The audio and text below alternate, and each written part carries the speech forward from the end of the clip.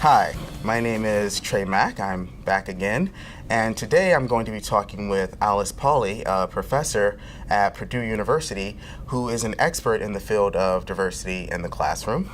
And we will be talking about the dramatization that you just watched, where the TA made a few blunders that made the classroom feel less inclusive. And Alice is going to help us dissect the dramatization video and to figure out some things that the TA could have done better or differently in order to be more sensitive to the diversity that was in his classroom. We're just going to go ahead and start. I'm talking with Alice through Skype. Hi, Alice. Hi, Trey. So let's just go ahead and jump right in.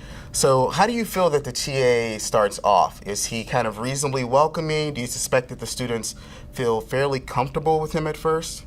Oh, well, I think he does a good job welcoming the students in this classroom, having them sit down, introducing himself and saying what he wants to be called and giving them freedom with regards to that. Plus the fact that he's a black man in a successful physics position, he's an instructor in this classroom, might activate what researchers at UMass Amherst call stereotype inoculation. So we're going to talk a little bit later about stereotype threat. But the fact that he is a person of color in a position of power in the classroom automatically makes some connection with some of his students and will actually make things more easily read and welcoming for some of those students. Research has found that that underrepresented groups, when seeing someone from their group in a position of power, can inoculate those underrepresented folks from the sense that they don't belong in science or mathematics. So just his being there is a good thing for some of those students. And this is where people showing role models in positions of doing science or math can help students, particularly those who are underrepresented, overlook some of the other messages that our culture gives them that they don't belong in science or math. Well, was there anything in particular that maybe the TA could have done to make the class feel even more welcome and establish a good rapport with the students? Sure. Some other things that he could have done included having the students introduce themselves at the beginning and maybe describing their major or their year in school, and that would allow him to avoid making the assumption later that they're all physics majors, which was a mistake. That would also help them build community amongst themselves, right? They're more likely to be able to go talk to someone that they've introduced themselves to. Plus, it brings everyone's voice into the room. Peggy McIntosh, who writes about whiteness and white privilege, she talks about this as the, quote, autocratic administration of time in service of the democratic distribution of time. And I really like that idea. Making sure that everyone has voice in the classroom and has been heard at least once, even just through introducing themselves, makes them more likely to be able to ask questions later on. So that's something that he could have done too, is some introductions. I never would have thought that just, having the students introduce themselves, aside from, giving the professor a chance to learn their names and, get familiar with the students and them to get familiar with each other, that also just having that, at least that one moment where they're allowed to, each speak up could make it, more likely that they're willing to, answer questions or ask questions later in the class. Right. No, it's a small thing. It takes almost no time and it makes a big difference. Great. The next thing that the TA does is he introduces the pretest, right? Do you know of any ways that the TA could introduce the pretest so that it doesn't trigger quite so much anxiety as it seemed to trigger when he was introducing the pretest? Right. So the way he sets up the pretest about saying, now if you have to essentially get 80% to really plan to do well in this class, that doing well on the pretest is going to be diagnostic of how you do in the class, even before they've learned anything, can activate what I mentioned earlier, something called stereotype threat. And this is a phenomenon that people have studied, particularly Claude Steele and Joshua Aronson in the mid-90s. So this is the idea that people from communities, particularly white women and men of color, who know that they're stereotyped as not being good at science or mathematics, they hear this as an indicator that they really shouldn't be there. And the threat is saying that someone's performance on a test is diagnostic of their ability. And this can be also activated by something as small as asking someone to indicate their gender or race on a form before starting the test. That activates this stereotype threat. And the result from this stereotype threat is that white women and women of men of color will systematically do poorly compared to their majority peers on any kind of sort of test. So if you're going to go about doing the pretest, about trying to figure out where your students are in your class, I think that's a great idea, just so that you can figure out how to tailor your own material.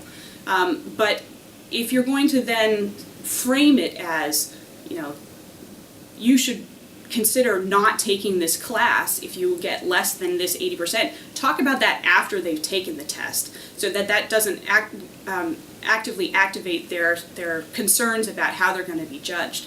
You might even just talk about it with the individuals who do poorly, and that can be a one-on-one conversation. It doesn't need to be something that sets up the entire test. Okay. And I think that, so now that I think more about this and what we've been saying about stereotype threat and the diagnostic way that he framed the pretest, that also makes me think about something that I've heard of called growth mindset. So is the way he sets up the test also kind of playing into growth mindset? Can you say a little bit more about what that is? And also, how can instructors help students develop a positive growth mindset? Right. So this is the work based on Carol Dweck, and she's a psychologist at Stanford, I believe, and she talks about either a fixed mindset or a growth mindset. And a fixed mindset is the idea that you are a math person or you are a physics person, and that if you are in fact not a physics person, you're not going to do well in physics. That's the fixed mindset, and that's one of the concerns about sort of framing mathematics as something that people are good at. In contrast, a growth mindset is the idea that you can learn to do mathematics well, you can learn to do physics well, that you aren't sort of set with the extent of your abilities as soon as you're born or as soon as you start high school or whatever that is. You can develop those, and really that's what education is actually about, right? So, for example, one of the things that I think is interesting about this pretest is if it is about trying to understand where students are with respect to the material, and a sort of diagnostic level of whether they're going to do well is 80%, that means 80% of the material they already have to be familiar with. So that doesn't actually give you a lot of necessarily spread above the 80% to the 100% to actually figure out where students are with respect to the material. So, you can design the pretest itself to be within the context of a growth mindset, not trying to figure out, where everyone is as though this is the end point for them, but where are the different places that you might, as an instructor, might be able to help them? What are the misconceptions that you see? What are the regular problems that you see based on your experience teaching this class in the past that then you can help bolster through your teaching to help these students be successful? So designing your assessment strategy can be set up through a growth mindset as opposed to a fixed mindset. Framing this as an opportunity to learn and not as something to sort of figure out whether you're in the right box. I think all of those things can help move students into a growth mindset. One of the physics instructors who had a large degree of influence on me, one of the things that he said, was, when I took this class, I found it very tough and challenging and difficult. Things didn't come, naturally to me, but, I worked hard, I was patient with myself, I remained determined, and, eventually I understood the material. Sure, and that's something I do with my students too. Usually after their first exam, I talk about how we sort of do a little assessment about how well they think they did. And then I talk about how I'm sharing this with the world now, in my partial differential equations class, I was doing fine in the class, and I was getting an A in the midterm and all the assignments and so forth, and then I failed the final exam, which was worth 60% of my final grade. And I know, right? Not that I'm upset about this still, like 20 years later, But the point is that you can recover from these things too, right? So even if you do poorly on a particular assessment, that shouldn't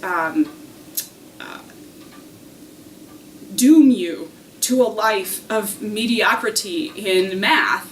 That you can have bad days and you can recover from them and you can still become, an engineer or a professor or whatever it is. So I save that super exciting and motivating story until after the end of my student's first test.